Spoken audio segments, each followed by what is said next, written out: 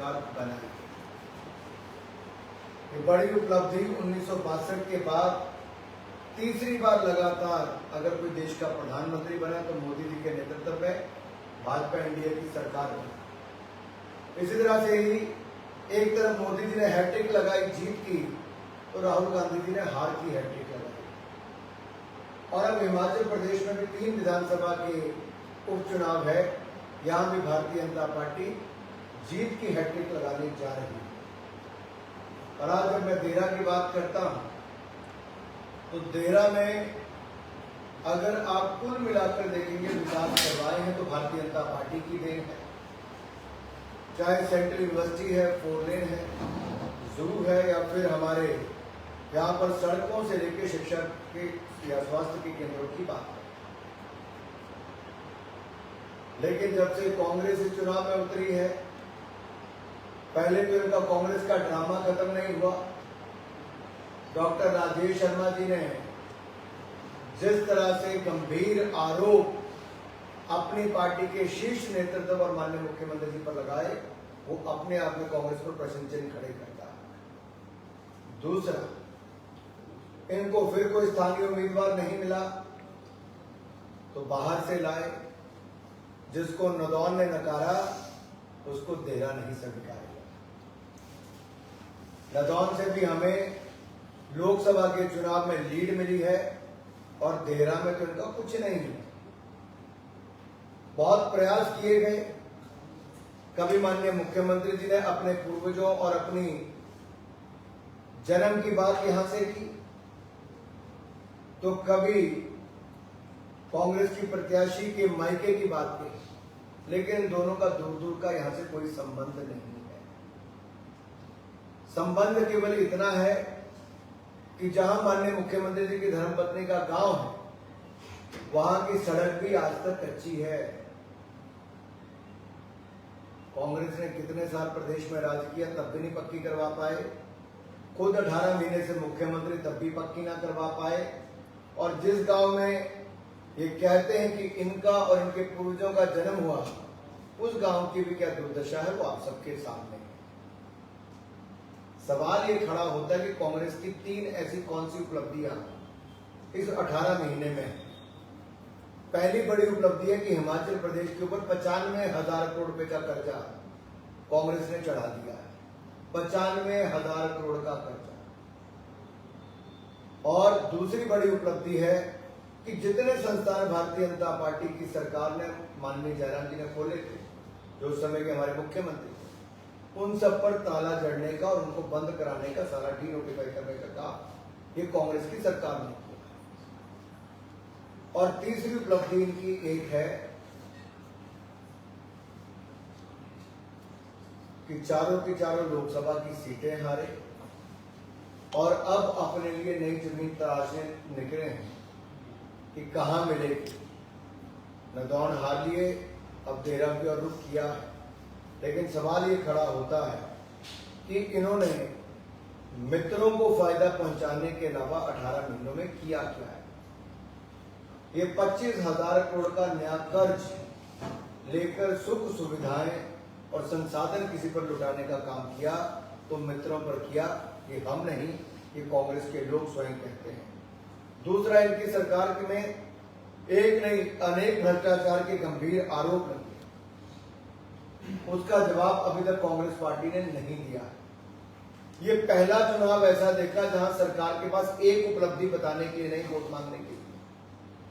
वो केवल डराने धमकाने का काम करे। कभी ट्रांसफर की बात करते हैं, कभी चालान काटने की बात करते हैं, कभी सैंपल भरने की बात करते हैं, कभी ठेकेदारों की पेमेंट रोकने का काम करते हैं। ये भय, भ्रम और अफवाहें फैलाने की राजनीति कांग्रेस पार्टी करती है और हिमाचल को इसी का ही करारा जवाब कांग्रेस को देना है। अगर आप इस तरह से भय, भ्रम, अफवाहें फैलाएंगे और जनता के बीच में इस तरह का वातावरण खड़ा करेंगे, तो आप जितनी मर्जी तलवार ट्रांसफर की लटका लो, पैसा रोकने की कर लो, धमकियां देने की कर लो, देहरा की जनता डरेगी नहीं, देहरा की जनता करारा जवाब देगी। मेरा सवाल आपसे 2-3 है। जो आपने संस्थानों को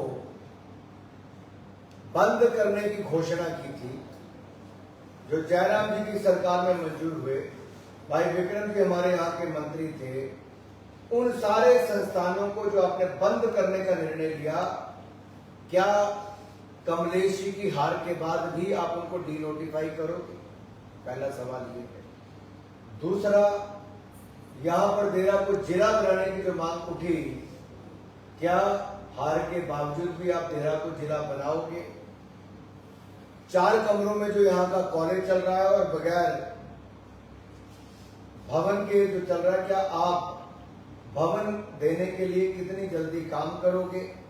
डे बोर्डिंग स्कूल हो या आधुनिक बस स्टैंड हो, इसके ऊपर क्या आप चुनाव हारते हो तब भी काम होगा? क्योंकि 1.5 साल में तो हुआ नहीं, आगे होने की भी उम्मीदें बहुत कम नजर आती हैं।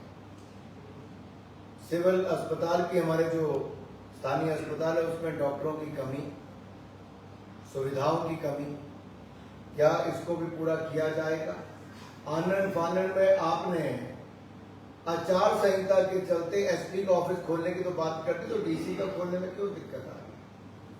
जिले की घोषणा करने में क्यों आपके हाथ पैर फूल गए? क्या मजबूरी थी आप नहीं कर पाए? इसका मतलब ना आप तब कर पाए ना इसके बाद कर पाएंगे। सवाल एक खड़ा होता है कि डेरा की जनता किसको चुने? डराने धमकाने वालों को, बाहर वालों को, जिन्होंने डेरा की तरफ देखा नहीं पिछले 18 महीने में उनको, या डेरा का जो स्थानीय है और जो भारतीय जनता पार्टी जिसने सब कुछ डेरा के लिए दिया? ये स्पष्ट नजर आता है कि डेरा में भाजपा जीतेगी और होशियार से हमारे यहाँ के विधायक बनेंगे। आपका कोई सवाल होगा? और अमर जी, आपका जो पिछली बार आई थी, जी हमसे ही कहते हैं केंद्र से कोई राशि मिली ही नहीं, और लगातार ये ब्लेम करते हैं कि भाजपा जो है, जो यहाँ के सांसद थे, उन्होंने मोदी से कुछ भी लेने देने के आने में असमर्थ रहे। क्या सच्चाई है? जो झूठ बोलने वाली कांग्रेस है, 50 बार भी झूठ बोलेगी तब भी सच नहीं होगा। सच्चाई ये है कि 1700 करोड़ रुपए से ज्यादा धन मोदी सरकार ने दिया। मनरेगा योजना में हजारों करोड़ रुपए दिए, डंगे रास्ते और बाकी मकानों को बचाने के लिए, मकानों तक रास्ते बनाने के लिए, ये मोदी सरकार ने दिया। और तीसरा, 19,600 से ज्यादा मकान मैं स्वयं मोदी जी और गिरिराज सिंह जी हमारे समय के मंत्री थे, उनसे मंजूर करवा कर लाया। और ये एक नहीं अनेक बार चिट्ठी भी दिखाई, मंजूरी भी कराई, और गिरिराज जी के ट्वीट भी अगर आप निकाल कर देखोगे तो स्पष्ट तौर पर नजर आता है, राज्य की सरकार ने तो मांगे तक नहीं, हमने मंजूर करवा कर दिया। लेकिन कांग्रेस ने क्या किया? जो पैसा मिला उसमें बंदर बांट की, भाई भतीजावाद किया। ये देखते थे कौन कांग्रेस का है, कौन भाजपा का है, कौन न्यूट्रल है। कांग्रेस वाले को तरपाल मिल जाते थे, भाजपा और न्यूट्रल वाले को नहीं मिलते। मकान हमला है, उसमें भी कांग्रेस ने भाई भतीजावाद किया कि कांग्रेस की पृष्ठभूमि वाला कौन है उसको देंगे। मनरेगा के पैसे मोदी सरकार ने 70 दिए, उसमें भी उन्होंने भाई भतीजावाद किया। इससे पता चलता है कि ये आपदा में भी राजनीति किसी ने की तो कांग्रेस ने की। सर, हमीरपुर में जो है वो अलग अलग जगह पर जो है ईडी और केंद्रीय एजेंसियों के छापे पड़ रहे हैं, क्या कहेंगे उसको लेकर? जांच एजेंसियां स्वतंत्र हैं और अपना काम करती हैं। जी, मेरा से भी काफी लगाव आपका रहा और यहाँ के लोगों ने भी आपको खुलकर वोट दिया है। अगर विधानसभा की बात छोड़ तो लोकसभा के सांसद होने के बाद एटा में सीयू का कैंपस अब आ गया है। जू भी आप कह रहे हैं कि आपके दिन आपकी सुकून इस बात को बिल्कुल नकार रहे हैं, कह रहे हैं कि कांग्रेस के दिन। अब इनसे अलग हटके डेरा को तो बड़े बड़े संस्थान कब देखने को मिलेंगे? बहुमंजिलें जो इमारतें हैं, वो बड़ी बड़ी बिल्डिंगें, जो बड़ी बड़ी एमएनसी है, वो कब डेरा आएंगी और रोजगार का एक नया रास्ता यहाँ से खुलेगा? देखिए, अगर आप 500 करोड़ रुपए का सेंट्रल यूनिवर्सिटी का प्रोजेक्ट देखें,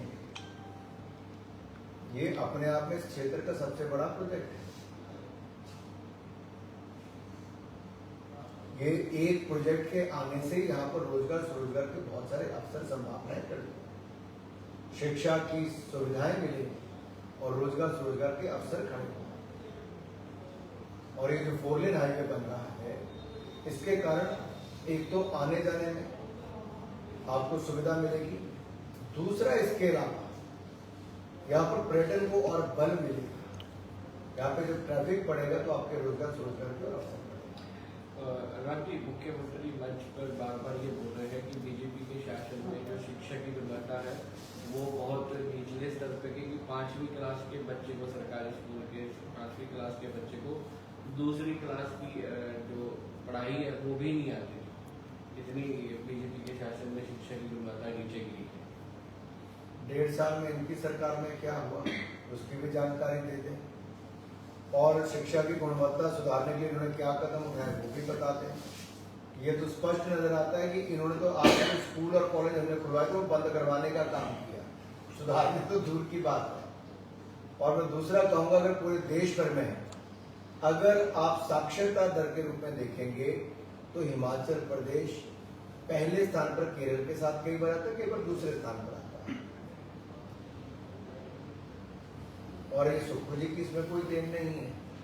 रणजीत धर्मशाला सिंह कैंपस का क्या बनेगा? वहां पर भी कांग्रेस की सरकार ने पैसा रोक के रखा है।